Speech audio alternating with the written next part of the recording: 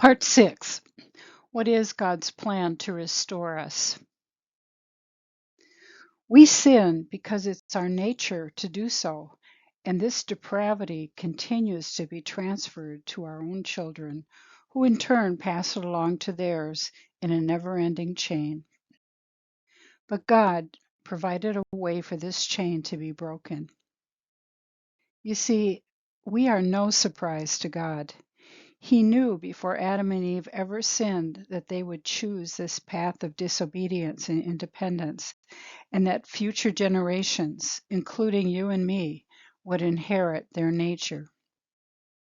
Therefore, in eternity, before anything was even made, God set up a plan called redemption. The only way to restore our relationship with God was for God to build the bridge. This initiative had to come from God because we were hopeless and helpless in our sinful state. And so God, while retaining his full nature as God, became a perfect man in Jesus Christ, and Jesus became the bridge to bring us to himself. The Jewish priests had to make atonement for people every year because they were just men themselves.